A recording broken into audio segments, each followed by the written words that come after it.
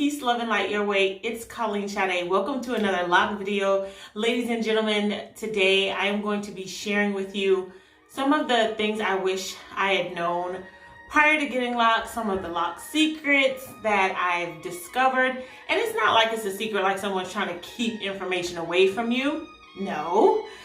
There are quite a few lock videos out there about things people wish they knew before locks, and I'm not here to reiterate. I just want to share some things that I didn't find in those videos, things that I was not aware of prior to jumping into this journey. So first things first, what I didn't realize is that in installing my locks, my scalp was going to be itching so bad.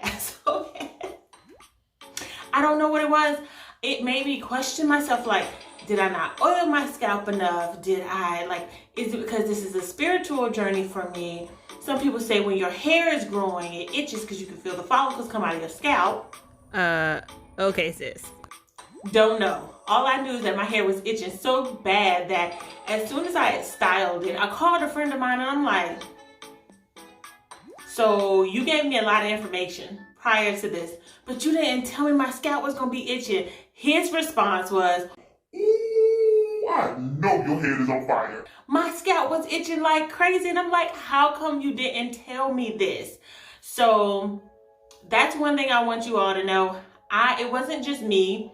He said his scalp was on fire. When I talked to my sister, I was like, because she installed sister locks on my nieces, I was like, Christy, has she said anything? Because when I first got my locks installed, I didn't want to say it and then it'd be like in her mind and her head start itching.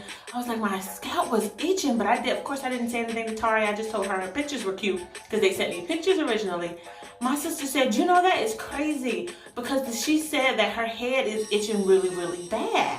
So in keeping this balanced, I will say that my oldest son has freeform locks, and here's a picture of his freeform locks. I don't remember him, as his hair was growing, complaining about having his scalp itch as much. So I don't know if it's tied to having locks installed. Because freeform locks tend to lock from the ends and then up. I'm not sure if your scalp is just not used to that kind of exposure with hair touching it. Well, I guess we've got box braids, so I don't know. But I do know that my scalp was itching, on fire. So if you happen to be watching and you're a loctician, leave notes in the comments below. Have you run into that with your clients?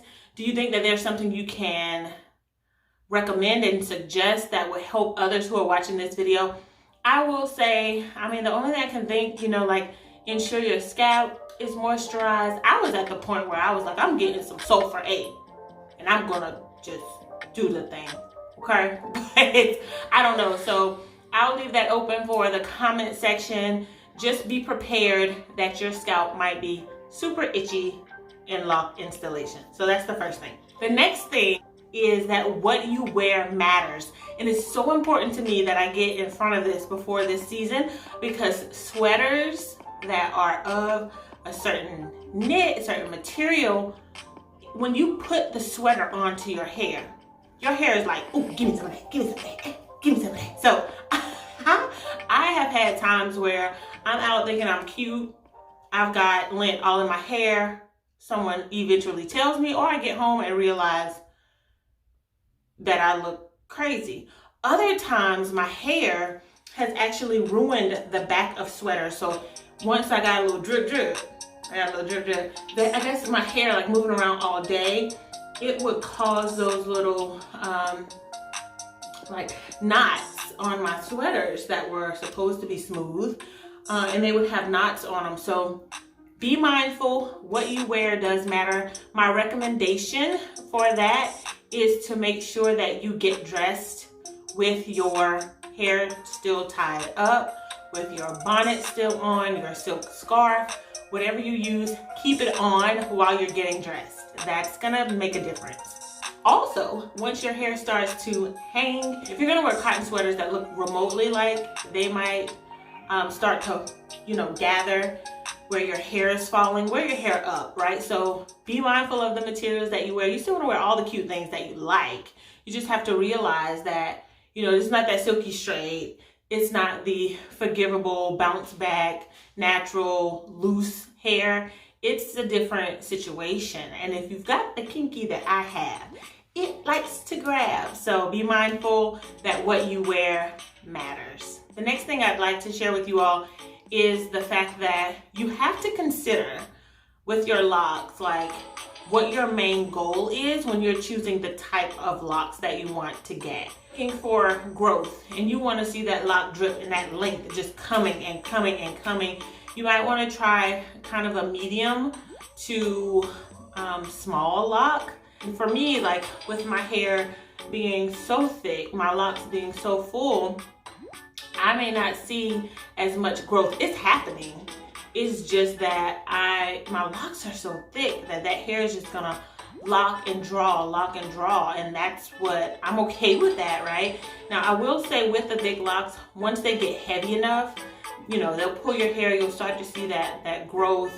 But in the very beginning, if your goal and you're just focused on growth and I want to see my locks grow, then you might not want to go as thick as I did. You might want to stay between that, I don't know what lock number count to tell you, because I don't want you coming for me. Like, I got the number that you said and my locks are still not dripping. We're not going to do that. So find a more medium to smaller size.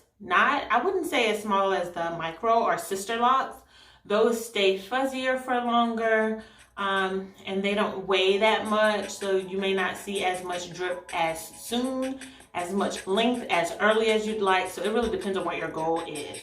Also, the more you twist, the more length you'll see, but it could also thin your locks. I just wanted thick locks. I knew that. I had done enough research to realize that, you know, it was going to be a commitment, and so I'm okay with that. So realize what your goals are. I wanted really thick, strong locks. I wanted my roots to always be really thick and strong. I didn't want any possibilities of thinning them out at the root and having them pop off and having to attach one lock to the next. So it was just a no-brainer for me to choose to have thick locks. Plus I think that they're gorgeous, so that matters. Another thing I'd like to share with you all is regarding build-up. There's a lot of focus in the lock community, from what I can tell, on product buildup. Girl, don't put this in your hair. Don't put too much product in your hair. You're going to get buildup. You're going to get buildup. That's very true. I am not here to say that I don't agree with that. I agree 1000%. I use very, very minimal products in my hair, and so I would recommend that. But my big call out to you all is that products are not the only way you can get buildup. We've already talked about the fact that what you wear matters. So watch your material as you're getting dressed, and you know, even your pillowcases. I use satin. All of the fabric that can come into contact with your locks, your hair is gonna love it. Like, ooh, what's this? Let's be friends. Let's lock together, because that's what your hair is gonna naturally do. So be mindful that that can cause buildup. If you're not tying your hair up and you're just getting dressed and wearing whatever, all of that lint can get into your hair. My recommendation for that is to check your locks. I check my locks daily. See, I've got something right here. Ooh.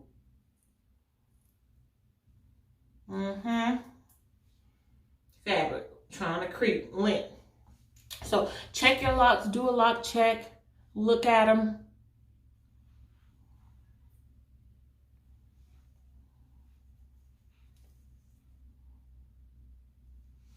You know, do all of that to make sure that you're getting the lint. So check your locks to ensure that you're getting all that lint, girl, because it's gonna come. The next thing that can cause product buildup, I talked about in my wash and twist and style video, which I'll link above.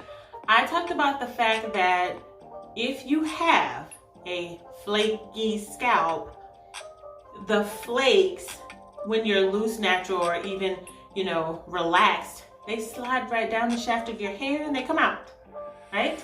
When you have locks, they gather down here to where your locked hair and your natural hair meet, and that can cause quite a bit of buildup. If you notice, like looking at your locks, that you have that buildup here, if you notice that, then definitely wash your hair. Focus on that area where the loose hair focus on the area where the loose hair and the locked hair meet so that you can get that really, really clean. And I do recommend that you, if you know you have that kind of a scalp, because I do, then do your ACV and baking soda mixture and soak your hair once a year or twice a year at least. And that'll remedy that and ensure that your locks stay clean. Another thing that is not commonly shared, that you can start locks on heat damaged hair. Your hair is still going to lock. For those of you who are not aware, I started my locks with heat damaged hair. So my ends were completely damaged by heat at that point that I started my locks. It may be that some of the heat damaged hair eventually has to go, maybe not. Like I've got one where you can see how the heat damaged hair locked differently than the rest of the lock. Y'all see that? Uh-oh, look, another little lint ball. Get your life. Okay, so you can see down here, see how that looks? So, I don't know. That was heat damaged hair that was, you know, I allowed to stay.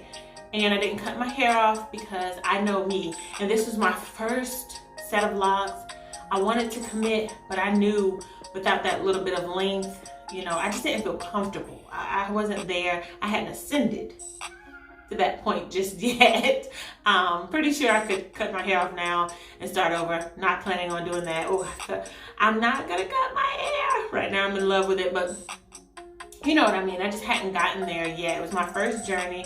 I wanted the heat damaged hair, and I still hold on to it because when I want to style my hair, I do use it to, like, you know, look how easy I could slip a barber pin right over that and pin it, and it just works. So I benefited from the heat damaged ends in a lot of ways because it helped me to style my hair while my locks were forming and trying to mature. And the disadvantage was that my hair looked weird for a while when I had it all down. It was like my roots were these lock forming things, and then I had this little hair at the bottom that was locking but just taking a little bit of time. So it took, I don't think I would start wearing my hair down until I had been locked for a full year. And that's in my lock journey. I do have that video posted on my YouTube channel as well, so be sure to check that one out. Okay, here is the big tip. I mentioned that there was a secret that I learned and that it changed the way I approached my hair. I didn't feel like I had to twist it every time I washed it just to look nice and just to have a style. And that secret is no secret at all. The secret is tying your hair up, but tying your hair up intentionally. I don't know why, but I'll be honest, I had this whole thing like I'm gonna have locks. I don't really have to do too much to my hair, and I can go to sleep and wake up. And when you go to sleep and wake up, when your hair is locking, it's gonna go in different ways anyway, and not tying your hair up is gonna result in a disaster, people. Okay, so avoid the disaster and tie your hair up. I'm very intentional about how I tie my hair up. And what's great about this is that it helps me whenever I am, you know, just not, I don't twist my hair very often.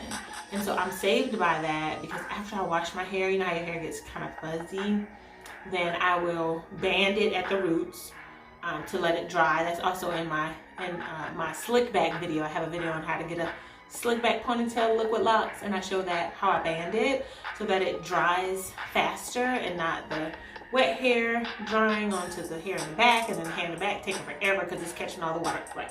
So I band my hair, I let it dry, and then however I plan on wearing my hair, I tie it up.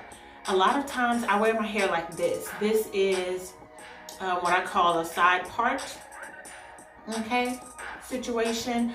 And actually, if you've ever watched the Glam twins, Kelsey and Kendra, actually years ago when I started watching their channel, they always wore this side part, which I thought was a bomb when I was loose natural and I was wearing my hair curly. I did my hair just like that. So naturally when I got these locks, I was like, oh, I can do the side part and it'll lay. So that's where I got it from, and I just kind of, I kind of wear it to the side, but I tie it up like this. When I tie my hair up, it's like this, so that it stays and lays like this. If I'm gonna wear my hair up, then I'm going to be styling it with enough time to tie it so that it lays in that style. And so, not just throwing a bonnet on.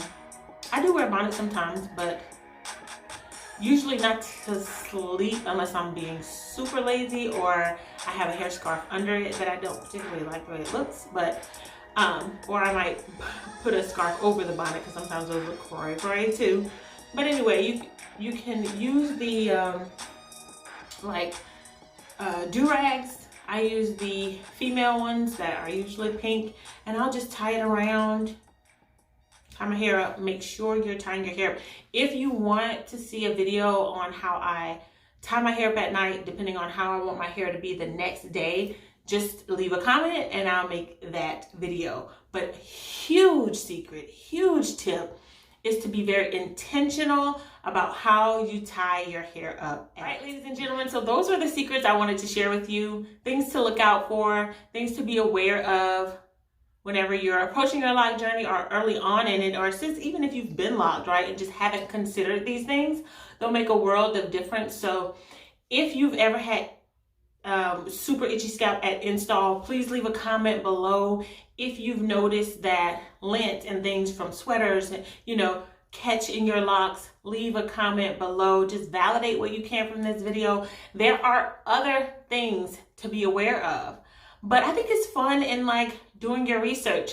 I've seen a lot of these videos and I just wanted to share with you some of the things that I didn't find in other videos, but I don't want to be too repetitive and share what others have shared. So have fun in your lock video viewing and watch some other girls out there, even some guys who can share some really cool information regarding locks.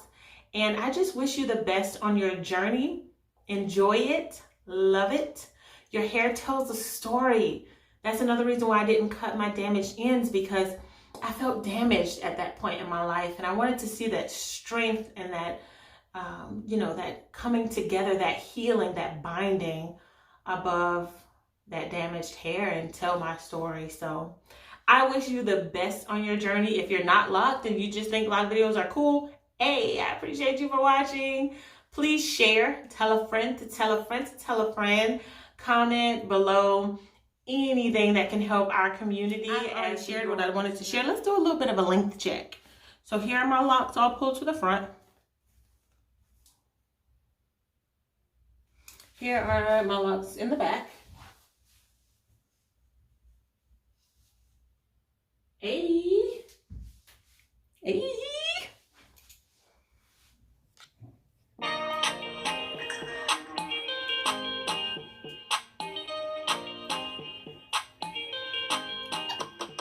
And be sure to subscribe if you're not already. I so appreciate you all, and I will see you in the next one.